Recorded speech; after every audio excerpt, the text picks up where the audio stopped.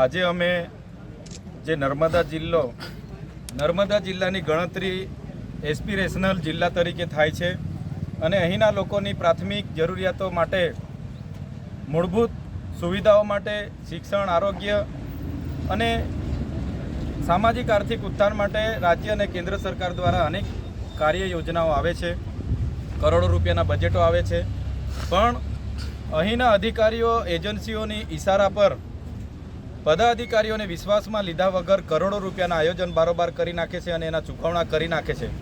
એના વિરોધમાં અમે કલેક્ટર શ્રી નર્મદાને આવેદનપત્ર આપવા માટે જઈ રહ્યા હતા. અમારી સાથે સરપંચશ્રીઓ, તાલુકા જિલ્લા પંચાયતના સદસ્ય અને અનેક પદાધિકારીઓ હતા. છતાંય અમે સવારથી નીકળેલા છે, અમને જવા દેવામાં આવતા નથી. એક આવેદનપત્ર આપવાથી સરકાર આટલી બધી ડરે છે એ અમને સમજાતું નથી.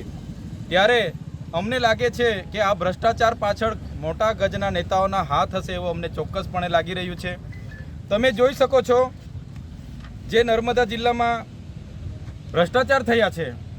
2022માં પ્રાયોજના વહીવટદાર અને કાર્યપાલક ઇજનેર દ્વારા કુવા, ચેકડેમ અને ઉદ્વહન સિંચાઈ યોજના માટે 8 કરોડ રૂપિયા એક બોગસ એજન્સીને ચૂકવણા કરી દેવામાં આવ્યા છે. એ એજન્સી પણ બોગસ છે. સરકારનો કોઈ પરિપત્ર પણ નથી બારોબાર પ્રજાના પૈસા ચૂકવવામાં આવ્યા, એની તપાસ થવી જોઈએ. બીજો મુદ્દો અમારો એવો છે કે ડેડિયાપાડા અને સાગબારા તાલુકાને વિકાસશીલ તાલુકાની જોગવાઈ દર વર્ષે 2-2 કરોડ રૂપિયા મળે છે. ગયા વર્ષે પણ પદાધિકારીઓ જે માગણી કરી એને સાઈડ પર રાખીને બાયોગેસ, હાઇમસ જેવી બિનજરૂરી યોજનાઓ, આરો પ્લાન્ટ, બંક બેડ જેવી કોઈ બિનઉપયોગી યોજનાઓ લાવીને કરોડો રૂપિયા એજન્સીઓને ખંખેરી લીધા છે. એવી રીતે આ વર્ષે પણ આયોજન અધિકારીએ 4 કરોડનું બારોબાર આયોજન કરી દીધું છે અને આ વર્ષે પણ એવા જ કામો બિનઉપયોગી મંજૂર કર્યા છે. એનો પણ અમે વિરોધ કરીએ છીએ. સાથે વન વિભાગ દ્વારા છેલ્લા 5 વર્ષમાં એક પણ નિવિદા પાડ્યા વગર એમના લાગતા વળગતા કોન્ટ્રાક્ટરોને કરોડો રૂપિયાના બિલો, વાઉચરો ચૂકવી દેવામાં આવે છે. એનો પણ અમે વિરોધ કરીએ છીએ. સાથે મનરેગામાં જે એજન્સી ફિટ કરેલી છે એ એજન્સીએ આ વિસ્તારમાં ડેડિયાપાડા તાલુકામાં પોતાનું ગોડાઉન નથી રાખ્યું કે ડેડિયાપાડા વિસ્તારમાં કોઈ મટીરિયલ નથી રાખ્યું, રોયલ્ટીવાળા બિલો પણ નથી રજૂ કર્યા, છતાં પંચાયતો પર મોટી ટકાવારી લીધી છે. એનો પણ અમે વિરોધ કરીએ છીએ. અને આવતા સમયમાં જે આદિ આદર્શ ગ્રામમાં છે 18 કરોડનું જે રોડ રસ્તાના કામો અમે બધાએ લડ્યા ત્યારે સરપંચોને 18 કરોડના કામો આપ્યા અને બીજા 50 કરોડનું બારોબાર આયોજન કરી લીધું છે. એનો અમે વિરોધ કરીએ છીએ. અને તમામ કામગીરી, તમામ યોજનાઓ જ્યારે પણ આવે, જેનું બજેટ આવે તો ગામ પંચાયત પર ગામ સભામાં એનો ઠરાવ લેવામાં આવે, ગામ પંચાયતને જ કામ કરવાની અધિકાર આપવામાં આવે એવી અમારી માગણી છે. અને જેટલા પણ અધિકારીઓએ બારોબાર આ બિલો ચૂકવેલા છે એના પર તાત્કાલિક ધોરણે વિજિલન્સ તપાસ થાય. જે પણ અધિકારી, જે પણ કોન્ટ્રાક્ટર આમાં જવાબદાર એના પર કાર્યવાહી કરવામાં આવે એવી અમારી માગણી છે. અને સાથોસાથ આવનાર દિવસોમાં આ જો કાર્યવાહી યોગ્ય કરવામાં નહીં આવશે તો અમે ખૂબ મોટું જન આંદોલન કરીશું. એ ક્યારે અમે આ બાબતને લઈને પાછી પાની કરવાના નથી. આજે અમારા બાળકોના શિક્ષણ, કુપોષણ, સિકલ સેલ જેના માટે પૈસા આવે છે એ અધિકારીઓ, પદાધિકારીઓના ઇશારાથી બહારની એજન્સીઓને લાવીને ચાઉ કરી જાય છે. ત્યારે એની સામેનો અમારો વિરોધ છે.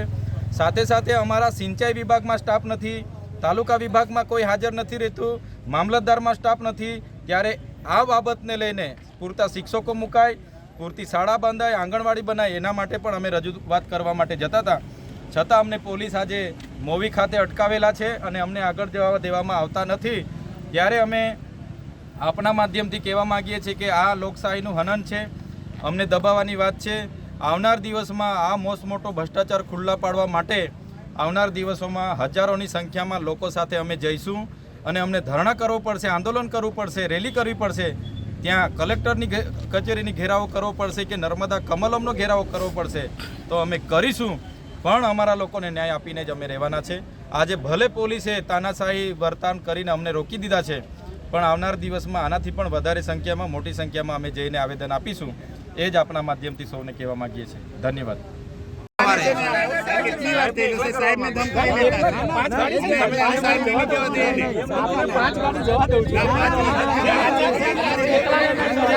નાગરિક છે, અમારો બી બોલવાનો હક છે.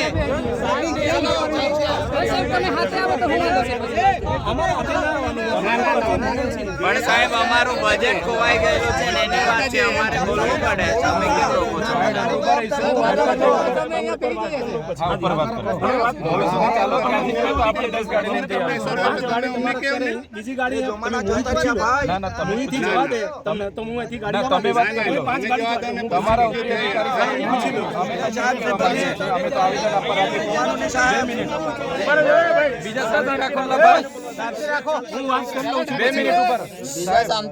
તમારા ઉપરા અધિકારી સાથે એવી વાત કરો, અમારી સાથે ચૂંટાયેલા પ્રતિનિધિ, સરપંચ, તાલુકા સભ્ય, જિલ્લા સભ્ય બધા જ છે.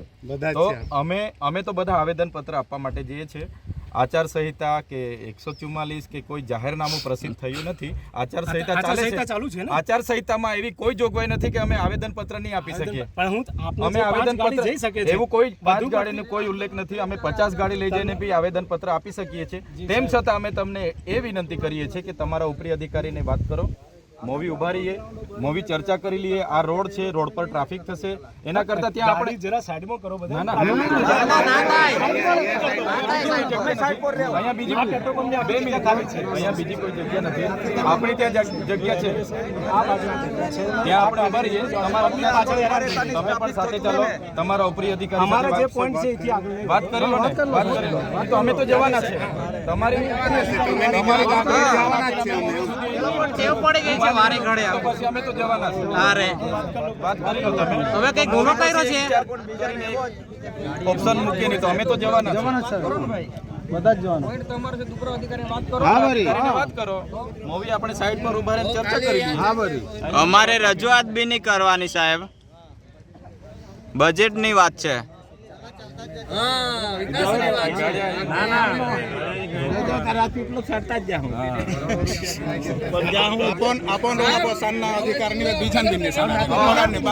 દારૂ ઉતાર્યો મનસુખભાઈ, તારે ક્યાં હતા ત્યારે? કઈ હદમાંથી આવેલા તારે?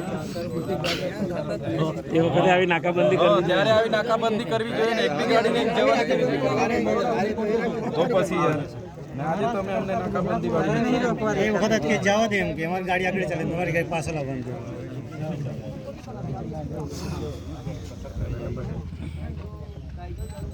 તમે તમારા ઉપરી અધિકારી સાથે વાત કરી લો. મને એવું લાગે છે કે તમારે છે ને તમારા કોઈ ઉપરી અધિકારીની સૂચનાથી તમે ગુચવાયા કરો છો. એટલે વાત કરી લો, જે હોય તો ક્લિયર કરો. તો અમે બી છે ને અહીંયા થાંગું ઠોકી દઈએ, બીજું કંઈ નહીં. અમે શું કરવા ઉભા થાકી રહીએ? બરાબર મંગાવી લઈએ ને અહીંયાથી હિન્દુ બીતું બધું લાકડા બાકડા